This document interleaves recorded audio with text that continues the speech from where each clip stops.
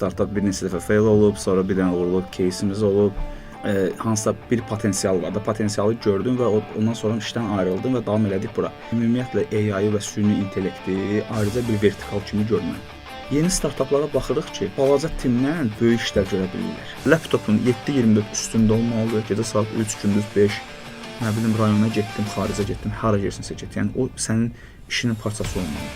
Onda orada founder'ın rolu nə olur?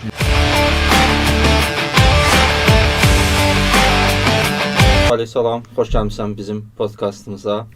Sənin maraqlı bir karyera yolun var, həm korporativ, həm startup təsisçisi olaraq, sonra dövlət qurumunda ekosistemlə iş olaraq fəaliyyətin var. İstəyirəm ki, bunlar haqqında özün məlumat verib, özünü təqdim eləyəsən bizə. Çox sağ ol Cəmil, dəvət elədiyin üçün birincisi təşəkkür etmək istəyirəm. Düz qeyd elədin, mən də karyera hissəsində biraz fərqli sektorlarda, müxtəlif zamanlarda çalışmışam, olmuşam. Birinci mənim əsas karyera yolum startup olaraq başlayıb. Düzdür, bundan əvvəl bir neçə dənə korporativlərdə çalışmışam, müxtəlif pozisyonlarda. Amma əsas mənim karyeramın başlanğıcı mən startup olaraq yəni qiymətləndirirəm, startup olaraq görürəm. Ona görə də bu startupdan başlayıb davam eləyib. Startup bir neçə dəfə fail olub, sonra bir dənə uğurlu кейsimiz olub. Next Sales startupı, ondan sonra birində eləmişik, yenə fail olub. Ondan sonra bu AI boom biraz ümumiyyətlə marketin dəhşətli formada kontrast olduğunu görərək istədim ki, biraz ara vereyim və fəaliyyətimi biraz da daha çox bildiyim sahədə, amma eyni zamanda bildiyim sektorda, bildiyim yerdə, bildiyim ekosistemdə daha fərqli bir formatda yoxlayım. Ondan sonra da bir müddət dövlət qurumunda indi çalışıram, işləyirəm, hal-hazırda davam edirəm, amma yəqin ki, yenə də irəliləyən dövrlərdə, zamanlarda müxtəlif startup ideyaları gerçəkləşdirməli olacam. Çox sağ ol. Bu təsisçi backgroundun çox maraqlıdır, çünki sizin startup ölkə xaricində exit elədi. Bunun bir real exit hekayəsidir. İlk exit də deyə bilərik bəlkə biz buna. O hekayə haqqında istəyirəm biraz danışasan. Çünki bu real bir uğur hekayəsidir. Sən və ortaqların, co-founderların, həm təsisçilərin Bakıda bunu qurmusunuz, Bakıda fəaliyyət göstərmisiniz, ölkə xaricində xidmət göstərib exit eləmisiniz. Bu necə baş verdi? Bu belə baş verdi ki, bizim exit elədiyimiz startup, Next Sales startup idi, qeyd elədiyim kimi. Biz ona qədər bir neçə dənə attempt eləmişdik, yəni yoxlamışdıq. O zamanlarda biraz daha çox marketplace-lər dəbdə idi, yəni hansısa bir platformanı, kodu open source yox, pullu şəkildə source kodu satmaqla biz bir neçə dənə platformalarda satmışdıq. Və mən onda çalışırdım və başa düşdüm ki, artıq mən bu hissədə hansısa bir potensial var da, potensialı gördüm və ondan sonra işdən ayrıldım və davam elədik bura. Biz Next Sale-a qədər 2 dənə, 3 dənə, onlardan biri uğurlu olubdu, onlardan biri Next Post idi adı, o əvvəl onu source kodunu satırdıq, onu da bilənlər bilir, onu biz yazmışdıq, məsələn, onu da source kod olaraq satırdıq. Ondan sonra bir dənəsini elədik, o fail oldu. Ondan sonra Next Sale ideyası elə yeri gəlmişkən bu ofisdə ideya doğub, yəni bu ideya həmin bu ofisdə, o vaxtların Next Step'in ofisi idi, 2017-nin sonları, elə bu həmin o ideya bu ofisdə, yəni bizim ağlımıza gəlib və biz bunu gerçəkləşdirmişik. Orada belə idi ki, məsələ, biz belə deyək də, hansısa bir imkanımız yox idi ki, xaricə köçək, relocate eləyək. Bəzi hallarda mən indi çox startup founderlarla danışıram, hamısı deyir ki, yox, buradan getməliyəm, mən xaricdə bunu satmalıyam və yaxud da bu məsələ o vaxt aktual idi. Bu məhsul tipinə görə dəyişir. Şərt o deyil ki, yəni məsəl üçün biz bir startupı burada eləmişik, demək o olar ki, hamısını sən buradan eləyib xarici sata bilərsən. Bu sənin məhsulunun tipinə uyğun olaraq, məsələn B2B enterprise ola bilər ki, sən birbaşa gedib məlisən, salesman birbaşa gedib satmalıdır ofisdə və yaxud da gedib POC eləməlisən ofisdə bir müddət. O məhsulun tipinə görə dəyişir. Əsasən softwarelərdən danışıram. Amma biz o vaxtlar həmin bu məsələni gördüyümüz üçün biz bunu Shopify-in marketplace-i var idi, oradan başladıq satmağa. Çünki marketplace-də hansısa bir tutaq ki, müştəri gəlir o məhsulu alır, öz shopuna əlavə eləyir. O məni tanımır, bilmir. Mən hardayam, Azərbaycanlıyam və s. və ilaxır. Orada məni yox, mənim məhsulumu görür. Ona görə də bunu eləmək daha asan idi. Və mən həmişə indi də məndən çox sual verəndə mən deyirəm ki, marketplace-lərdən başlayın. Hardakı səni görmürlər. Və yaxud da mikro bir SAS ola bilər. Məsəl üçün hansısa bir məsələni həll edirsən, mikro bir SAS-dır. Məsələn, aylıq $15, $20, $30 ödəyir adam. Onun üçün tutaq ki, xüsusi bir salesman-a ehtiyac yoxdur. Yox, sən əgər böyük bir enterprise məhsul yazırsansa, məsələn, check size minimum, məsələn, $5,000-dan, $4,000-dan başlayırsan minimum, əlbəttə ki, sən onu saytdan sata bilmərsən.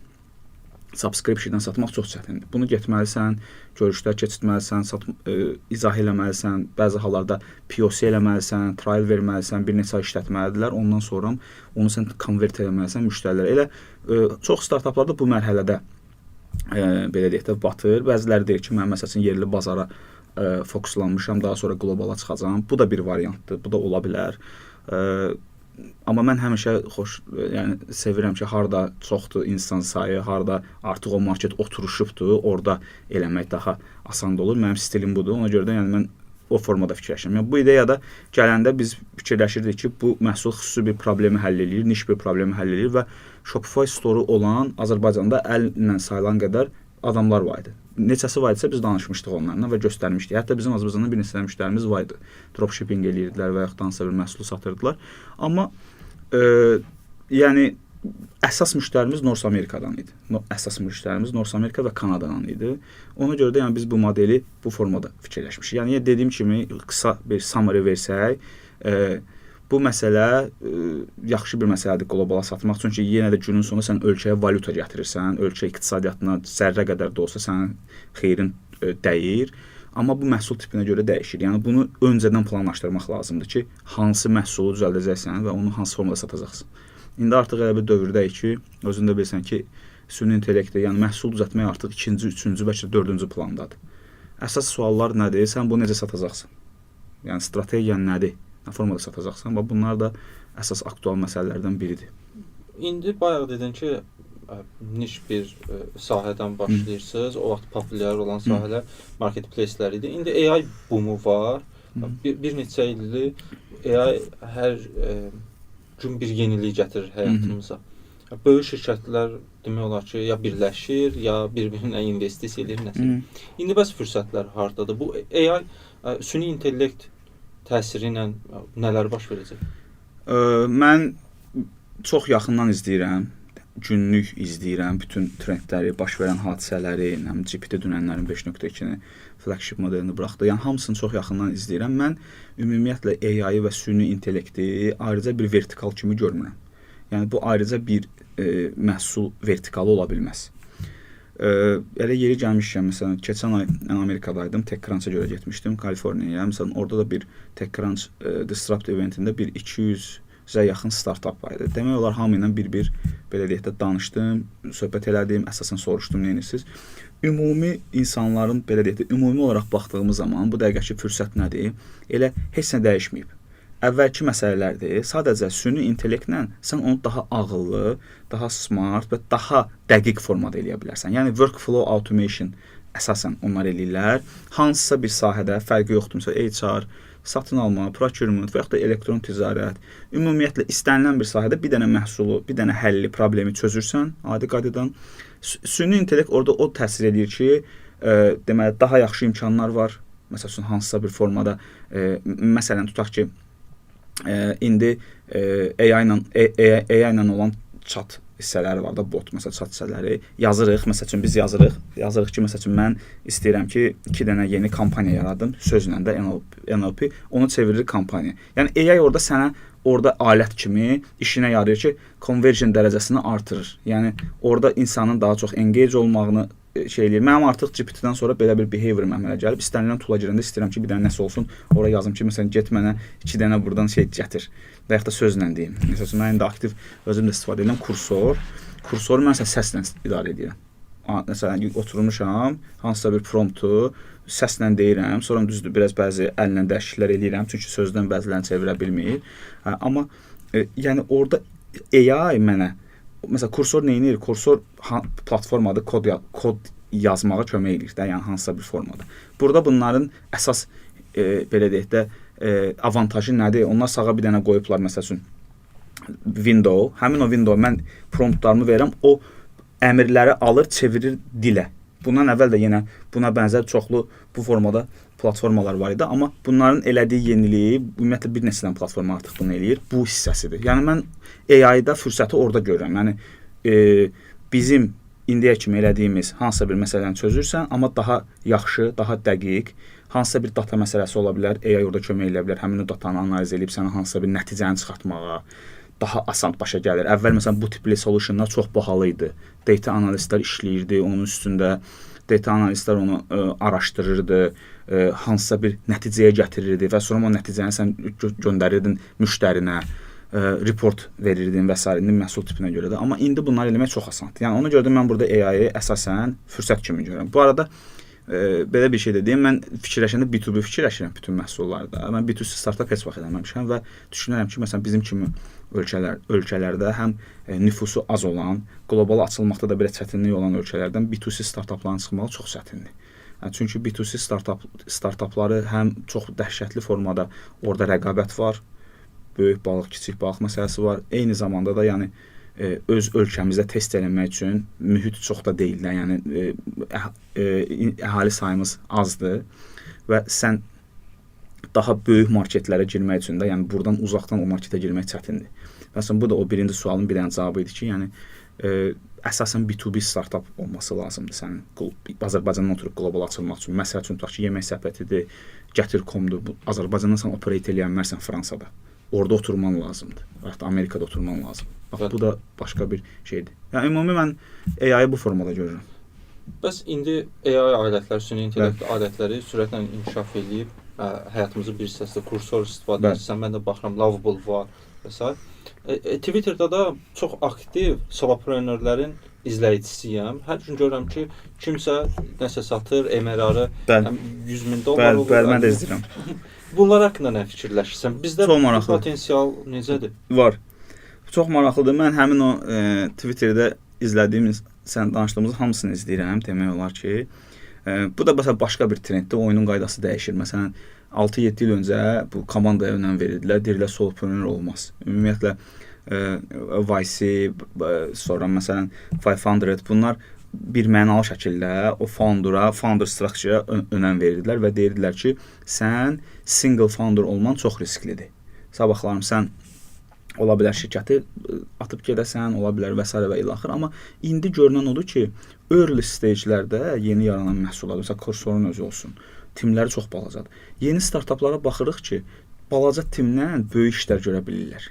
Yəni, bax, bu da başqa bir artıq, belə deyək də, o oyunun qaydasını dəyişən bir amillərdən biridir. Yəni, məsələn, mən bir dostum var, onlara mən hərdən birdən bir consulting edirəm, bir startupla bağlı 2 nəfərdirlər.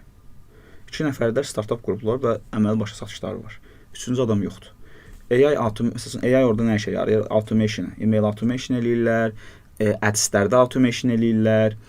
Ondan sonra yəni outbound kampaniyaların yaratmağında kömək eləyirlər. Məsələn, Otter AI deyə bir tool var. Məsələn, call eləyirik bir yerdə, onu salır ora bot kimi. O bütün callı izləyir, analiz eləyir. Ondan sonra sənə çıxardır konkret olaraq ki, məsələn, sən transkriptin budur və növbəti bu adamı konvert eləmək üçün 5 dənə kampaniya göndərməlisən, email kampaniyası. Birinci budur, ikinci budur, üçüncü budur, dördüncü budur. Bunları birini bugün at, birini 3 gündən, geri dönməsə 3 gündən sonra at. Bunu hamısı özü edir və automation formatında bu satışı da elə özü salesman-ə əvəz edir də bir növ.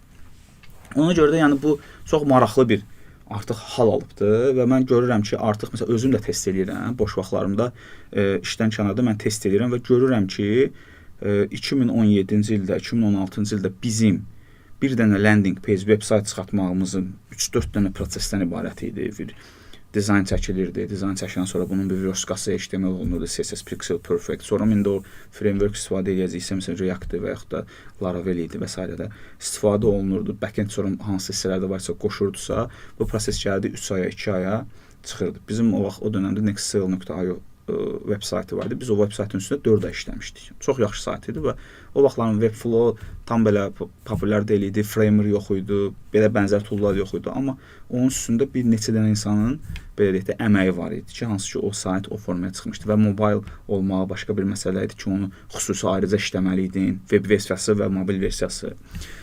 Amma indi görürük ki, yəni mənim tutaq ki, bir dənə elə bir veb sayt çıxartmağım artıq bir neçə saata düşüb. Və biraz da sənin kod bilgin, biraz da məsəl üçün dizayn anlayışın varsa, az da olsa, sən bunu yəni saatlar ərzində edirsən. Yəni bu inanılmazdır da. Yəni kursorla. Hə. Yəni o toollar belə deyək də yenə də orada məsələ toollar eynidir. Yəni toollar bu gün Lovable var, Bolt var, Cursor var, Cloudinum var. İndi o kimə hansı rahatsa onu istifadə edir, amma nəticəyə baxdığın zaman başa düşürsən ki, həqiqətən yəni bu neçə aylar ərzində görülən işi necə ola bilər mən saat ərzində edeyim. Yəni bu inanılmaz bir şeydir. Yəni mən hətta orada queue istifadə edirəm. Kursorda queue var da. Məsəl üçün bir dənə agentə deyirəm ki, 5 dənə, 10 dənə task verirəm. Məsələn, tutaq ki, növbəti 2 saatlıq, 3 saatlıq bir dənə taskları yazıram, promptları.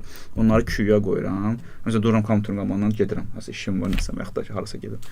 Qayıdıram, gəlirəm, görürəm ki, o taskları tap hamısını planlayıb, eləyib, build eləmişəm. Hazır şəkildə eləyib. Sən yoxsan, amma yerinə kimsə belə bir kod yazır da, elə düşün. Ona görə çox maraqlı bir, yəni belə çox maraqlı bir disrupt eləyəcək bir şeydir. Yəni marketi disrupt eləyəcək bir texnologiyadır ki, yəni biz onu bu gün görürük. Bu texnologiyalarda biz ancaq istifadəçi mövqeyində qalırıq, yoxsa biz bu texnologiyalardan istifadə edib nələrsə eləyə bilərik. Bayaqki kimi desəm, bir təsisçi backgroundum var, ekosistemdə hamını tanıyırsan lap əvvəldən. İndi də başqa bir mövqedən ekosistemi dəstəkləyirsən. Burada potensial necə görürsən? Yaxşı sualdır. Yəni o bu tərəfdən olmalı, yoxsa bunun istifadə edib hansısa bir məhsul mu düzəltməliyik? Yəni bu case-ə görə dəyişir. Mən özüm aktiv olaraq ChatGPT və Perplexity istifadəçisiyəm. Aktiv olaraq subscription-dan ödəniş edirəm. Amma eyni zamanda kursorda işlədirəm. Ona da əlavə ödəniş edirəm. Yəni biri mənim öz şəxsi belə deyək də günlük rutin işlərimi etməyim üçün istifadə olunur. Öz işimdə də aktiv olaraq istifadə edirəm. Yəni hansısa bir e-maillərin yazılmağı və yaxud da hansısa bir araşdırmanın, research-unu aparmağı, yəni o istiqamətdə mən daha çox istifadə edirəm ki, araşdırma edir, agent. Məsələn, mən agenti daha çox istifadə edirəm GPT-də. Çünki agent birbaşa gedir, source-lardan tapır, çıxardır, gətirir və yaxud da hansısa bir şey eləyir. Eyni zamanda kursordan da istifadə edərək biz bundan nəsə düzəldirik. Bu da başqa bir case-dir. Mən düşünürəm ki, hansısa formada bizim ölkə olaraq və yaxud da ümumiyyətlə LLM yazmaq üçün bu dəqiqə keçdi.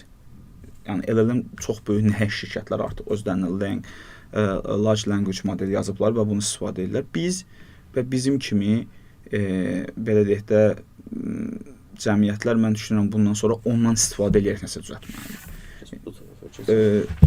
Yəni onu istifadə edərək nəsə düzəltməlidir və bu da ola bilər ki, məsələn hansısa bir Gemini olsun və yaxud da Cloud olsun və yaxud da GPT-nin modelləri olsun.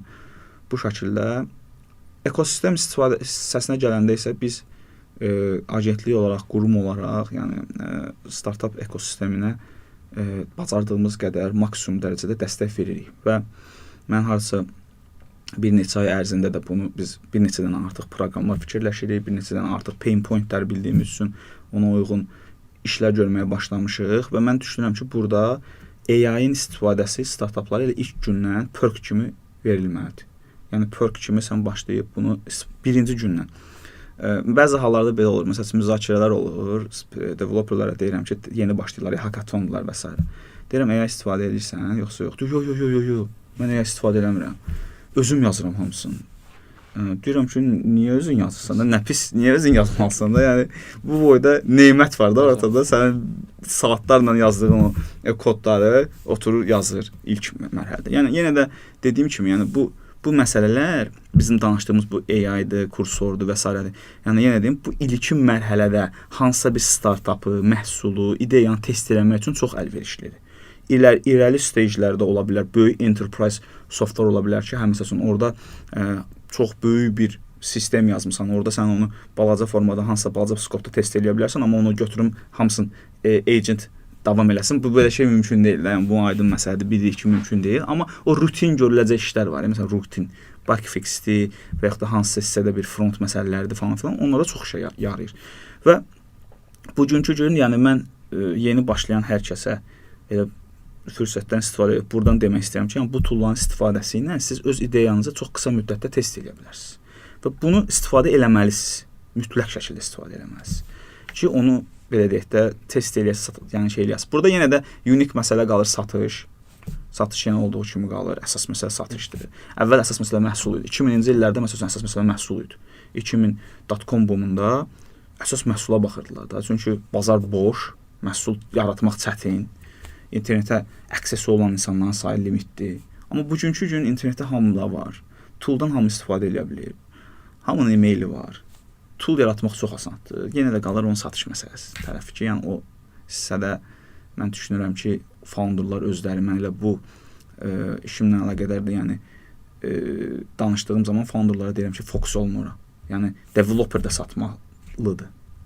Hər kəs satmalıdır. Komandada hər kəs satışçı olmalıdır. Mütləq satmalısan. Yəni istənilən formada ya manual, ya automated. Yəni indi orada da müxtəlif texnikalar var. Mən eləmişəm inbound, outbound formada ola bilər. Influencer o produkt B2B-lərdə məsələn influencer çox da belə yaxşı işləmir. Yəni o yenə də ənənəvi yollardan istifadə etmək qalır, amma orada da automation tərəfə girir. Yəni əvvəl mənim yadıma gəlir ki, mən bir potensial müştəri ilə girib call eləyəndə, məsələn Zoom call eləyəndə, yoxsa Google Meet call eləyəndə götürürdüm, indi yazırdım notlarımı. Məsəl üçün yazırdım ki, budur, e-maildir budur, falan ölkədəndir, belə notlarımı yazırdım. Mən o notlardan fikirləşirdim, bir dənə ya e-mail, ya növbəti addımlarını fikirləşirdim, yazırdım. Və yaxud da bir CRM varsa ora doldururduq ki, bu Excel kimi də, yəni bu falan kəsdir, belə. Amma bugünkü gün məsələn o toollardan istifadə, yəni yenə də danışırsan, amma o toollar sənə çox kömək edir. Artıq o kolların summarizini çıxaran toollar, hər şeyin transkriptini çıxardır, summarize eləyir, növbəti addımları sənə deyir. Hətta bir neçə dənə tool var, sənin koldakı danışığından, verdiyin suallardan, nə qədər ekrana baxıb baxmadığından, maraqlı olub olmadığından sənə bir intent score çıxardır və deyir ki, bu intent score-a görə bunu konvert etmə potensialın var. Amma low olanlara deyir ki, bu low-dur, bunun dalınca düşmə də, bundan sənə bir şey gəlməyəcək. Çox yaxşı məsələlərə toxundun. Eyni zamanda dedin ki, çoxlu təsisçilərlə də görüşürsən. Bilirəm ki, işinin böyük hissəsini bu əhatə edir. Bəli.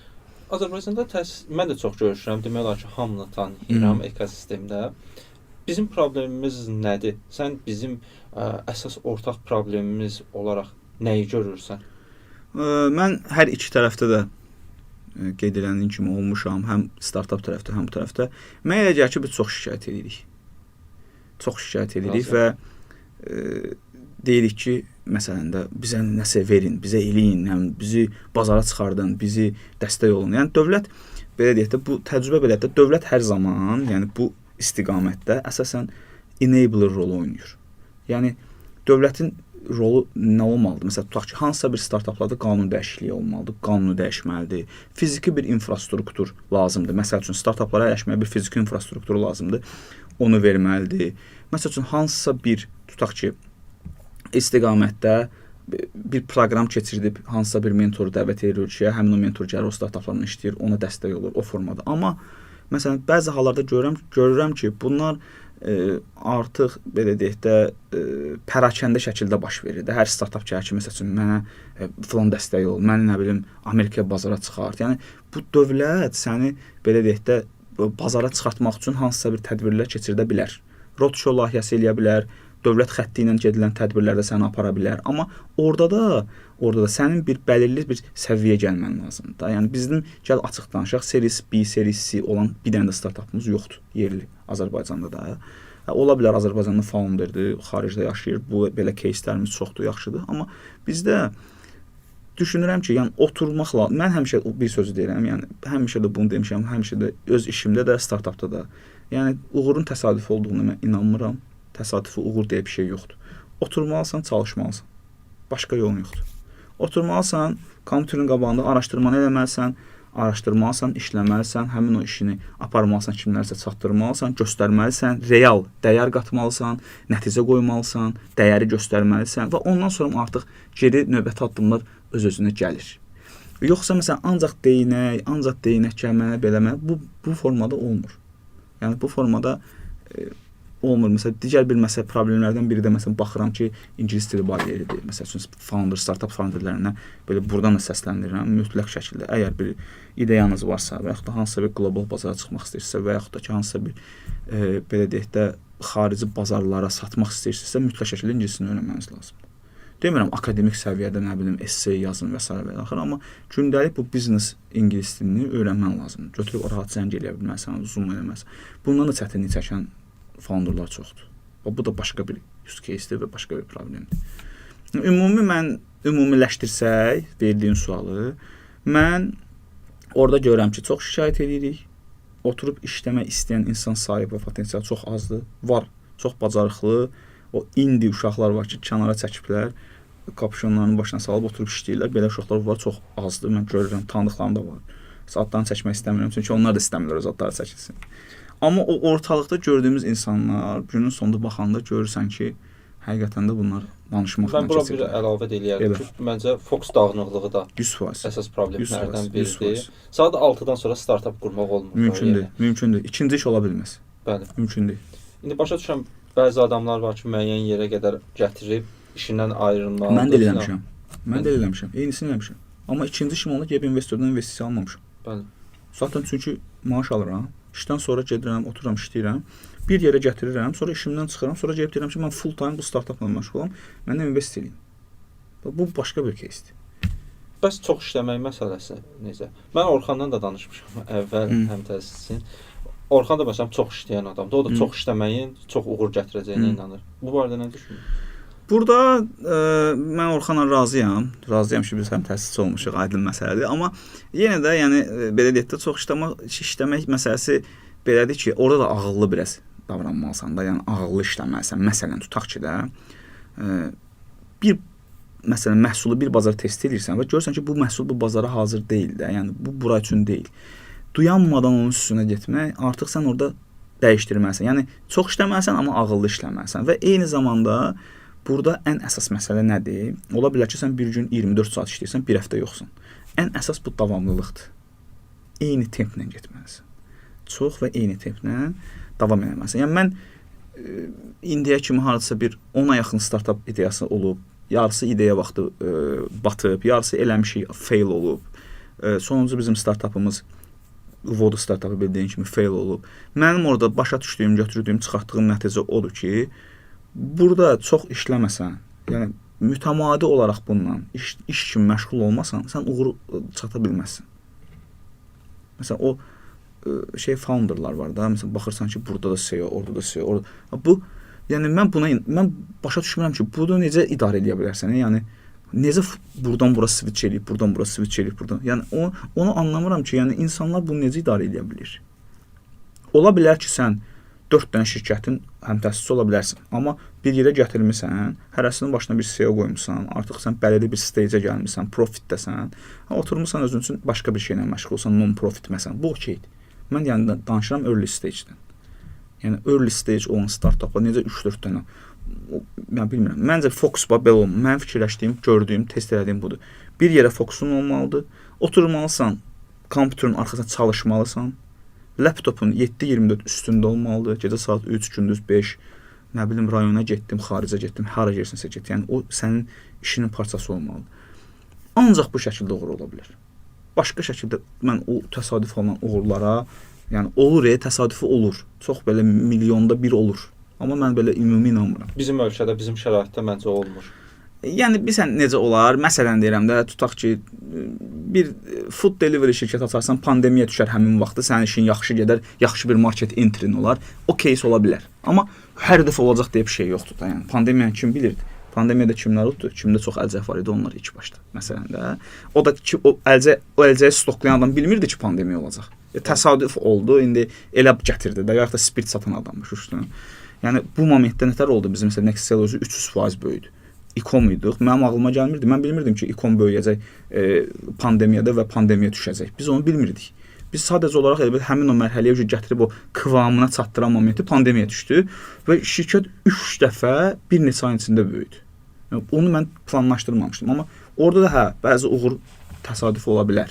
Amma yenə də yəni mənim məhsulum ona hazır olmasaydı, mən o fürsətdən istifadə eləməsəydim düzgün şəkildə, yenə də olmayacaqdı. Düzdür, razıyam. Bəs ekosistemdən danışdıq. İndi ekosistemdə hansı fəaliyyətlər var? İDDA tərəfindən nə işlər görülür? Mən belə qeyd edim də, mən İnnovasiya və Rəqəmsal İnkişaf Agentliyində çalışıram. Bildiyim kimi, əsasən də sahəm sırf bu innovasiya ekosistemidir. Biz ümumiyyətlə bu dünyanın bir təcrübəsidir, ümumiyyətlə dünyanın hər yerində belədir. Bu innovasiya ekosistemi deyəndə bunu 5 dənə sütun üzərindən gedirlər. 5 pillar deyirlər və o 5 pilların üstündən gedirlər. Bu MIT-nin də bəzi framework-u var. Məsələn, McKinsey-nin də özü var. Yəni orada ola bilər söz fərqlidir, amma ümumi hamısı eyni şeyə etibar eləyir.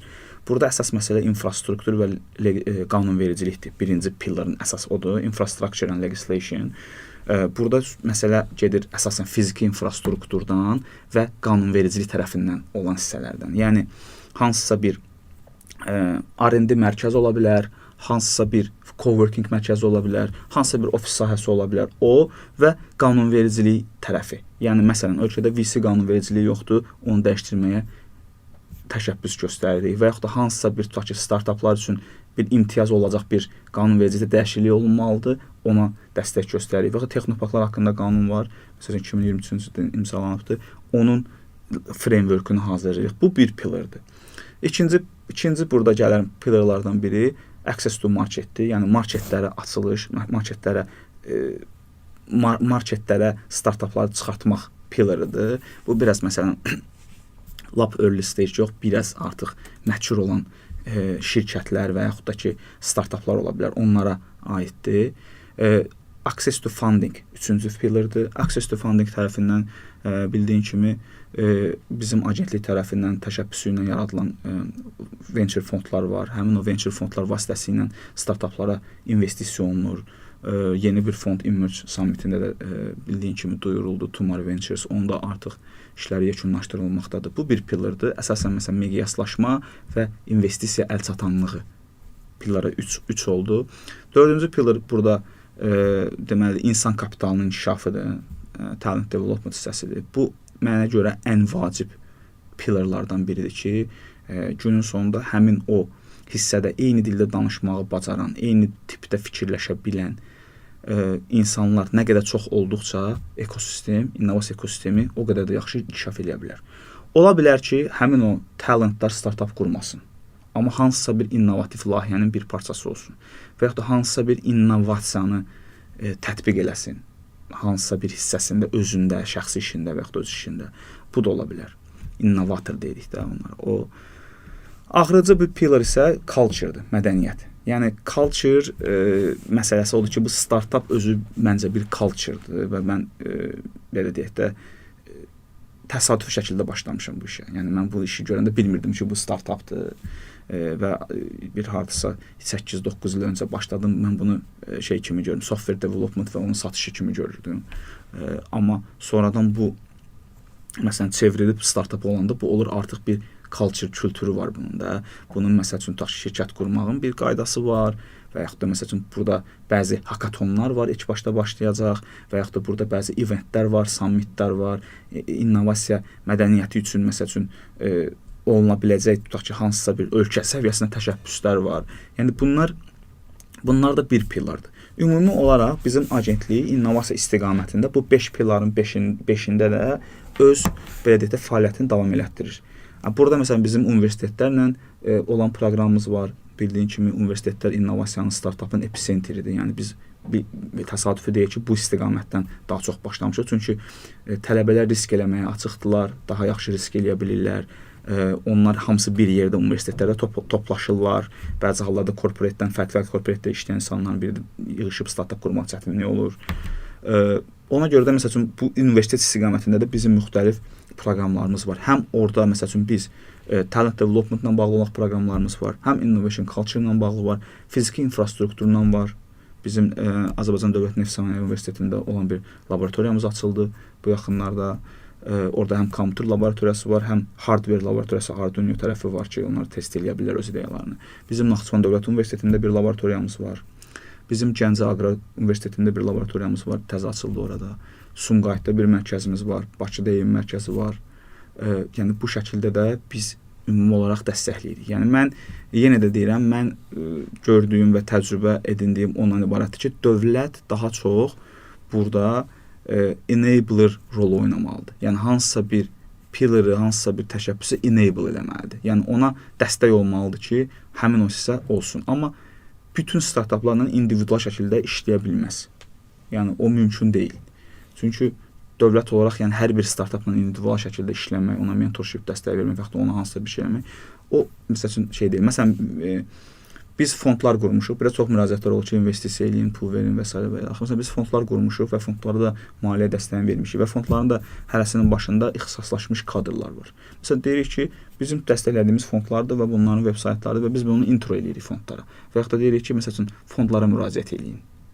Çünki o fondda olan insan, fondda olan adam artıq birbaşa startapla işləyir. Amma dövlət özü birbaşa startapla işlədiyi zaman həm ona fiziki formada resurs çatdıra bilməz, ümumiyyətlə vaxta çatdırmaq olmaz ona, yəni çox böyük hər dəfə belə bu şəkildə. Ona görə biz ümumi olaraq belə deyək də bu səviyyədə əsasən işlərimizi aparırıq. Dövlət zəmin hazırlamalıdır. Bəli, dövlət yəni zəmin hazırlamalıdır, şərait yaratmalıdır, pul da verməlidir, amma birbaşa özü yox. Yəni ya fondlar vasitəsilə, ya qrant vasitəsilə, ya nə bilim gözəşli kredit vasitəsilə, yəni əsasən bu istiqamət üzrə, yəni belə deyək də dövlət özünü pozisiya eləməlidir də. Yəni mən belə fikirləşirəm. Məncə Azərbaycanda dövlət bunu yaxşı pozisiya eləyib. Hətta bu yaxınlarda yeni strategiya da qəbul olundu. Bunlar yaxşı davam eləyir.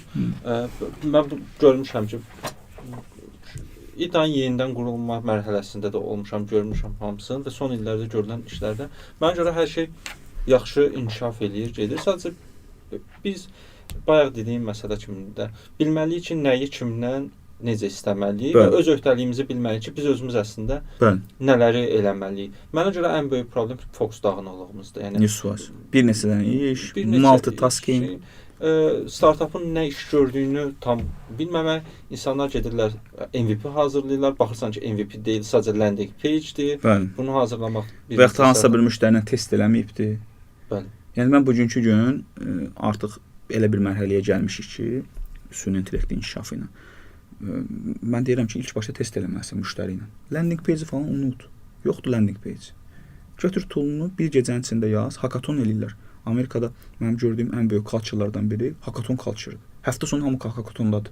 Biri Intel-də senior developer-dir, biri IBM-də hansısa bir istiqamətdə çalışır, biri Facebookda çalışır. Hackathondadır. Şəhriyar bu arada salonda Şəhriyarda. Yəni bunlar özü, məsələn, ora gedən insanlar hackathona gedib o prize udmaq üçün getmirlər. O mədəniyyətin, o kültürün və yaxud da beynində olan hansısa bir ideyanı test eləmək üçün və yaxud da ki, çox belə enterprise bir şirkətdə, ofisdə çalışır, yeni texnologiyanı öz işində apply eləyə bilmir. Yeni bir texnologiya çıxır, apply eləyə bilmir, çünki limitlidir infrastruktur və yaxud da hansısa bir framework çərçivəsində olur. Amma o hackathonda onun gəlib o yeni çıxan texnologiyanı birbaşa məhsul kimi test eləyə bilər. Məsələn, hansısa bir yeni frameworkdur və yaxud da hansısa proqramlaşdırma ilə bağlı bir hissədir, onu gətirir orada istifadə edir. Yəni ona görə də yəni mən düşünürəm ki, yəni bu istiqamətdə founderlar daha çox özünü yetişdirməlidir. Məsələn, mən özüm Barama hackathonunun qalibi olmuşam 2017-ci ildə və pul da almışıq. Mən işləyirdim, maaş da alırdım, əməli başda. Bir həftə sonu iş yoldaşlarımla gördük ki, belə bir hackathon var, apply elədik, bizi seçdilər, getdik. 48 saat səfərlərimizə qaldıq orada. Düzdür, gecə getdim, 1 saat, 2 saat evə getdim, gəldim. Biz çox da artıq belə deyək də onda çalışırdım mən, çox da belə tələbə modunda, amma yəni bir gecə 3 zadda çıxdım, 2-3 saat gəldim evdə, yatdım, səhər-səhər qayıtdım. Biz getdik orada qalib olduq, birinci yer. Və pul da aldıq, mükafat da aldıq. Nə baş verdi? Bir 48 saat içində bir dənə Android app çıxartdıq. O app vasitəsilə elə belə bir app idi ki, sənin locationunu götürürdü və sən gəzdikcə sənə yaxın olan mağazalarda endirim varsa, hansı endirim, orada sənə notification göndərirdi. Bizə düşən mövzu o idi ki, locationdan istifadə edərək bir dənə app yazın. Məsələn, orada indi mövzu olur da, orada belə müxtəlif formatlarda hakatonlar var, amma indi bizə düşən mövzu o idi, locationdan istifadə. Sonra onu yazdıq, əməl başda API test edirik. iOS-un yazmadıq, ancaq Android-ün yazdıq, amma günün sonunda bir məhsulla və özümüzə sübut elədik ki, biz bunu elədik və eyni zamanda da prizlə çıxdıq. Həm də AI tool olmayan vaxtda. AI tool olmayan vaxtı, bəli. Həm də yəni o app hələ də mənim Behance profilimdə var, girib baxa bilərlər. Biz onu məsəl üçün hakatonla yazmışıq. Məsələn, bu indi mən hakatonlarda iştirakçılara baxıram. Bizim keçirdiyimiz, dəstəklədiyimiz hakatonlar var. Əsasən tələbə segmenti gəlir. Məsələn, yuxarı segment məsəl üçün gəlmir çox hallarda. Bəzi hakatonlarda olur, amma bəzilərində olmur. Yəni hakaton çox məsələn ideyanın başlanması üçün çox münbit bir şərait olan bir şeydir. Məsələn, hansısa bir startap ideyan var, onu test etmək istəyirsən, götür 2 dənə özünə tutaq ki, inandıracağın şəxsi, gedin hakatona. Həmin hakatonda elə 2 günün içində bunu yazın. Bu məhsulu yazın. Həm baxın ki, yaza bilirsiniz yoxsa yox. Həm də eyni zamanda bir test edin. Məsələn, xaricdə hakatonlar bir də HR-ların gəlib talentları scout elədiyi yerdir. Çünki tələbə adam orada görürsən axı. O 24 saat dayanmadan işləyir və yaxud da onun qalib olur falan filan. HR-lar gəlir oradan scout eləyir. Çox maraqlı məsələdir. Azərbaycanda hakatonların məncə digər önəmlərindən biri budur ki, bu hakatonda mentor olan şəxslər adətən təcrübəli şəxslər olurlar.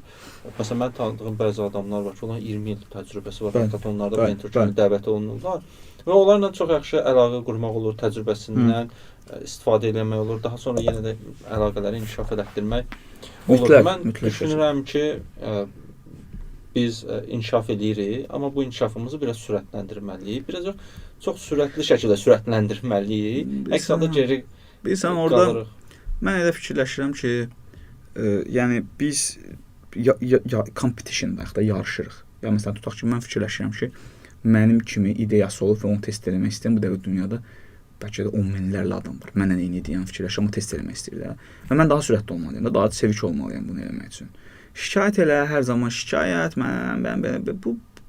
bu formada olmur. Yəni bəzi hallarda biz görürük ki, deyirlər ki, məsəl üçün, dövlət bizə pul versin, dövlət bizə insan resursu ayırsın, dövlət bizə oturmağa yer versin, dövlət bizi xarici marketə çıxartsın, hər şeyi versin də. Bəs onda orada founder'ın rolu nə olur? Yəni, məsələn, mən fikirləşirəm ki, yəni burada founder, ilkin təşəbbüsü o göstərməlidir. Zaten bu startupın əsas, belə deyək də, şeyi odur da, yəni sən limitli sourcelarla, limitli resurslarla sən nəyisə bir şey yaradırsan, düzəldirsən və sənin move eləməyin çox asandır olur. Çünki sən böyük şirkətdəsən, startupsan da bir gecənin içində pivot da eləyə bilərsən, bir gecənin içində məsələn batıda bilərsən və yaxud da böyüyə də bilərsən. Yəni bir yerə çatdırandan sonra zaten VC fondlar da sənin dalınca gedir. Mən bugünkü gün Azərbaycanda olan startup tanıyıram, Amerikadadır. VC fond pul vermək istəyir, götürmür. Məsələn, o reject edir. Deyir, istəmirəm sənin pulunu. Məsələn, bu artıq nə edir? Oyunun qaydasını dəyişir. Yəni, nə ilə edir onu? Çalışaraq, işləyərək. Başqa bunun yolu yoxdur. Başqa heç bir yolu yoxdur. Yenə də solo founder olsan da, team olsan da, təsisçinin rolu dəyişməz olaraq qalır. Təsisçiyə mütləq... Təsisçi multitaskerdir. Təsisçi legal workdan tutmuş, mühasibatlığından tutmuş, kod yazmağından tutmuş, istənilən bütün işləri təsisçi eləyir. Yeri gəlir, mən ofisi təmizləyirəm. Ofisimiz olanda startdan ofisimi təmizləyirdim. Çünki istəmirdim kənarıma pul verim və yaxud da nəsə olursa daşırdıq. Yəni, istənilən bir şey. Bu belə olmalı lazımdır. Sən ora o CEO bəcini vurursansa, co-founder bəcini vurursansa, bunun bir ağırlığı var. Sən bu ağırlığı daşıman lazımdır. Bu asan bir rol deyil. Çox çətindir. Razıyam sənə. Çox çətindir. Çox razıyam. Talib, çox sağ ol. Gəldin, çıxış elədin bizim podkastda. Danışdığın real кейslər, real məsələlər mən əminəm ki, inanıram ki və bilirəm ki, bütün təsisçilər üçün çox önəmli faktorlardır.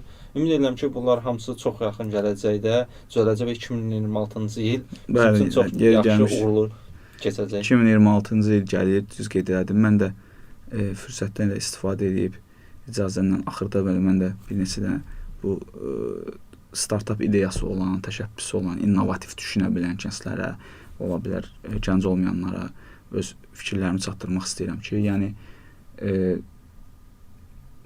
sadəcə olaraq belə deyək də, öz şəxsi fikirlərimi demək istəyirəm ki, yəni yoxlamaqdan çəkinməyin, startap eləyin, yoxlayın. İdeya ola bilər bu olmasın, tutmasın, ola bilər tutsun, çəkinməyin.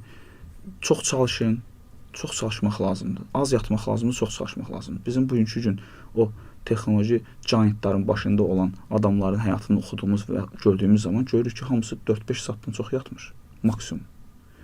Az yatın, çox çalışın, kənar şeylərdən fokusu yayın, götürün, sadəcə bir yerə fokuslanın və ancaq düz baxın. O yarış atlarına belə qoyurlar, gözlərinə ki, kənara baxmasınlar. Yəni sadəcə bir nöqtəyə fokuslanmaq, çalışmaq. Digər tərəfdən isə mənim indiki rolum dövlətdədir. Dövlət daha çox istəyir ki, bu tipli layihələrə dəstək olsun, daha çox istəyir ki, bu tipli layihələr inkişaf eləsin. Çünki insan kapitalının inkişafı, ağıllı cəmiyyətin formalaşdırılması eyni zamanda ağıllı iqtisadiyyatdır. Eyni zamanda ağıllı dövlətdir. Yəni orada daha çox insanlar, innovativ düşüncəyə malik olan insanlar, daha çox yeniliklərə açıq olub, yenilikləri test etməyə olan insanlar nə qədər çox olduqca bir o qədər də dövlət güclənir. O istiqamətdə dövlət daha güclü bir dövlətə çevrilir. Ona görə də yəni mən onu sadəcə tövsiyə etmək istəyirəm və öz təcrübəmlə, yəni özüm keçdiyim həm digər tərəfdə olmuşam, həm bu tərəfdə olmuşam.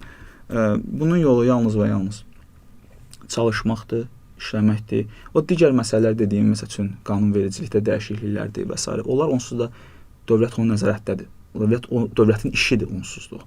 Onlar onsuz gedir yavaş-yavaş, yəni düzələ-düzələ gedir. Çalışırıq ki, daha yaxşı şəraitlər, imkanlar yaradaq, daha yaxşı. Məsələn, bu yaxınlarda biz Plug and Play Azərbaycana yəni gətirdiyi onunla bağlı bir proqram da olacaq yanvar ayından. Məsələn, burada olunmaqda məqsəd o idi ki, xarici təcrübəni birbaşa buradakı foundera ötürmək. Yəni oradakı mentorların siyahısına biz baxmışıq, indi elan olunacaq. Çox güclü mentorlar var. Yəni o mentorların ola bilər ki, sən danışasan, ondan bir dənə kəlmə götürəsən və sən həyatını dəyişdirə bilərsən. Bunlardan belə şeylər biz onsuz da eləyirik. Yəni dövlət olaraq biz bunu eləyirik və mən digər tərəfə, startaplara yenə demək istəyirəm ki, çox çalışsınlar, proqramlardan faydalansınlar. Yəni nə də lazımsa şəxsən mən talih olaraq və yaxud da dövlət olaraq müraciət etməkdən çəkinməyin. Yaza bilərsiniz, mənə yazırlar, LinkedIn-də çox yazırlar, məsəl üçün suallar verirlər. Mən hər zaman çalışıram ki, reply eləyim. Yəni reply eləmədiyim adam yoxdur demək olar ki, yəni hansısa bir tutaq ki, şirkət necə qura bilərəm və yaxud da necə eləyim ki, bu məhsulu belə eləyim, bir dənə baxın, feedback verin və s. və yaxud. Yəni kömək eləməyə hazırıq, dəstək olmağa hazırıq. Yetər ki, yaxşı layihələr çıxsın. Lazım. Çox sağ olun. Sağ olun. Təşəkkür edirəm. Görüşərik. Sağ olun. Görüşərik.